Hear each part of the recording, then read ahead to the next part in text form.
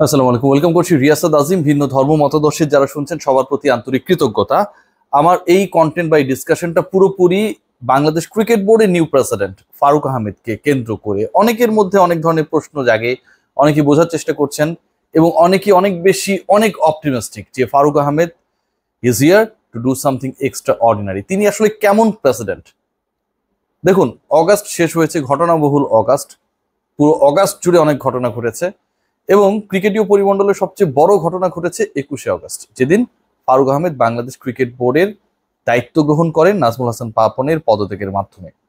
এরপর 21 থেকে 31 এই যে 10টা দিন চলে গেল এবং সেপ্টেম্বর এলো।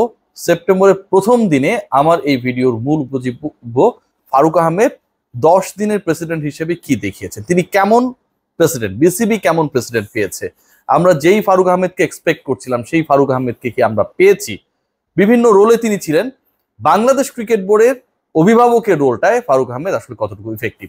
আমার কাছে মনে হয় আপনারা যদি মার্কিং করতে বলেন আমাকে, তাহলে ফারুক আহমেদকে আমি 10-এ 10 দিব। কেন আসলে এত দ্রুত, কেন আসলে ফারুকের প্রতি আমার এই ভালোবাসা, আমার এই অনুরাগ, এত কনফিডেন্সটা কোন জায়গা থেকে?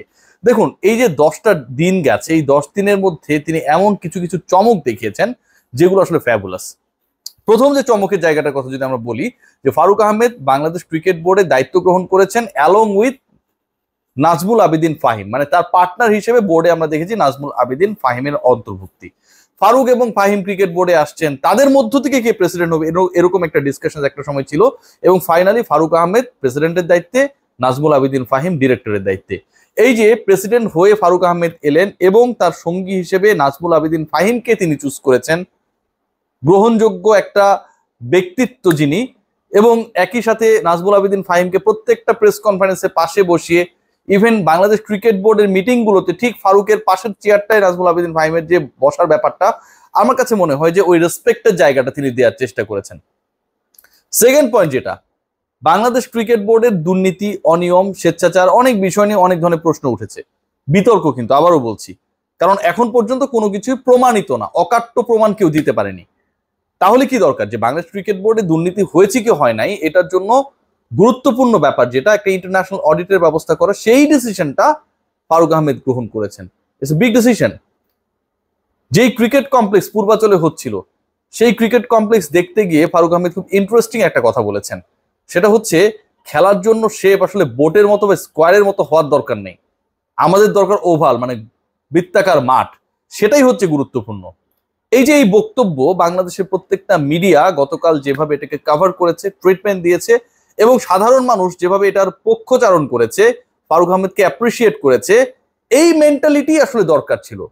তো আপনার জায়গা থেকে যদি আপনি এইরকম মেন্টালিটির কাউকে না পান, তাহলে কিন্তু এন্ড অফ দ্য ডে ক্রিকেটের উন্নতি হবে না। গুরুত্বপূর্ণ আরো পয়েন্ট রয়েছে, যে পয়েন্টগুলোতে আমি যেতে চাই এবং যে আলোচনাটা করাটা খুব জরুরি। দেখুন, বাংলাদেশ ক্রিকেট বোর্ডের সবচেয়ে এই মুহূর্তের কলঙ্কিত যদি কাউকে আমরা ব্যক্তিত্ব যারা এক্সিস্ট করছে খুঁজে পাওয়ার চেষ্টা করি, সেই মানুষটা আসলে বাংলাদেশের কেউ না, শ্রীলঙ্কান চন্ডিকা হাথুরুসিংহে। বাংলাদেশ রাওয়ালপিন্ডি টেস্টে 10 উইকেটে জয় পেয়েছে এবং সেই 10 উইকেটে জয়ের পর কেউ যারা আসলে ক্রিকেটে খোঁজ খবর খুব একটা রাখেন না, শুধুমাত্র মানুষের কন্টেন্টে কমেন্ট করতে যান নেগেটিভ আইডিয়াস নিয়ে, কেউ বলার চেষ্টা করেছেন কোচের ক্যারিশমা। ভাই, বাংলাদেশের কোচ এই টেস্টের আগে 36-35 দিনের ছুটিতে ছিলেন, তিনি আসেন নাই। বাংলাদেশে যখন তিনি এসেছেন, একটা session, not a single session, not a half session, তিনি পুরো দলকে প্র্যাকটিস করিয়েছেন। পুরোপুরি আমার লোকাল যে কোচিং স্টাফের সদস্যরা রয়েছেন, তারা সবাই বাংলাদেশ দলটাকে গিয়ার আপ করার জন্য, চেয়ার আপ করার জন্য, রেডি করার জন্য প্রিপারেশন ওয়াইজ যেভাবে মেক করেছে, সেটা হয়েছে কখনো ঢাকায়, কখনো চিটাগংয়ে, অবিস্মরণীয়। এই অবিশ্বাস্য কাজটা যখন বাংলাদেশের লোকাল কোচেসটা করে, রাওয়ালপিন্ডিতে গিয়ে বাংলাদেশের ক্রিকেটাররা সেই জায়গাটা ডেলিভার করতে পারেন। আমি শুধু একটা এক্সাম্পল দিব, চন্ডিকা হাথুরুসিংহে যদি এতই ক্যারিশম্যাটিক হতেন, তাহলে সাদমান ইসলাম তো দীর্ঘ সময় পর জাতীয় দলে ব্যাক করেছেন, চন্ডিকা হাথুরুসিংহের ধারে কাছেই তিনি ছিলেন না। তাকে তৈরি করে তাহলে ন্যাশনাল টিমে কে পাঠালো? বোঝার চেষ্টা করুন। চন্ডিকা হাথুরুসিংহে যদি এতই ক্যারিশম্যাটিক হলেন, তাসকিন আহমেদ যখন টেস্টের জন্য প্রিপারেশন নিচ্ছিলেন, তিনি অনেকদিন টেস্ট খেলেন না, এবং মিরপুরে হোম অফ ক্রিকেটে লোকাল কোচিং স্টাফের সদস্যদের সাথে তিনি যেভাবে নিজেকে তৈরি করেছেন, সেই সময়টাও তো চন্ডিকা হাথুরুসিংহে ছিলেন না। তাসকিন তাহলে সেকেন্ড টেস্টে এসে এত ভালো করলো কিভাবে? মেহেদী হাসান মিরাজ তো পুরো লিস্টেরই বাইরে। চন্ডিকা হাথুরুসিংহের সাথে তার রাওয়ালপিন্ডিতে যাওয়ার আগে মনে হয় 3-4 মাস পরে দেখা হয়েছে, সিরিয়াসলি বলতেছি ভাই, এবং দুজনের চেহারাও মনে হয় কিছুটা ভুলেও গেছে। সো এই যখন একটা অবস্থা হয়, আপনার পারফর্মারদের কথা এক্সাম্পল দিয়ে আমি যখন বুঝিয়ে দিই, মুশফিকুর রহিমের ক্ষেত্রেও একই ব্যাপার প্রযোজ্য, তখন আসলে কোচকে ক্রেডিট দেওয়ার কিছুই নেই। বাংলাদেশ হলে ক্রিকেটারদেরকে প্রপার প্রিপারেশনটা আসলে হয়েছে বিসিবির মাধ্যমে, লোকাল কোচেসদের মাধ্যমে, সেটার ফল আমরা পেয়েছি। এই বিতর্কিত কোচকে বাদ দেওয়ার ব্যাপারে ফারুক আহমেদ তার মেয়াদে দ্বিতীয় যে মিটিংটা হয়েছে সেখানটাই তিনি ডিসিশন মেক করেছেন। সেখানটাই তিনি সেই সিদ্ধান্তটা নিতে পেরেছেন যে হাতুরু সিংহকে তিনি রাখবেন না।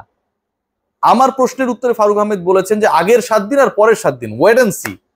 পরবর্তীতে ক্রিকেট বোর্ডের প্রত্যেকটা পরিচালকের সাথে আমি যোগাযোগের চেষ্টা করেছি, অনেকেই চুপ গেছেন, আবার অনেকেই ব্যাপারটা শেয়ার করার চেষ্টা করেছেন যে ইয়াস তার সময়টা ঘনিয়ে এসেছে। এই যে আমি পারছি না, পারবো না, 1-1.5 কোটি টাকা দেওয়া লাগবে এই কারণে হাতুরুকে সরাবো না, হাতুরুকে সরালে ওয়ার্ল্ড ওয়াইড আমার রেপুটেশন খারাপ হয়ে যাবে, এই যে ভাতাবাজি কথাগুলো, এগুলো কিন্তু ফারুক আহমেদ বলেন নাই। দেখুন, চান্ডিকা হাতুরু সিং যদি ওয়ার্ল্ড ওয়াইড রেপুটেড কোনো কোচ হইতেন, ক্যারেক্টার হইতেন, তাহলে বাংলাদেশ ক্রিকেট বোর্ডের রেপুটেশন খারাপ হইতো। চান্ডিকা হাতুরু সিং নিজেই তো হচ্ছে একটা ঘুণ পোকা, সবকিছুর ভেতরে ঢুকে সবকিছু নিঃশেষ করে দেয়, বাইরে থেকে দেখে সুন্দর ফিটফাট মনে হয়, কিন্তু ভেতরে সদরঘাট।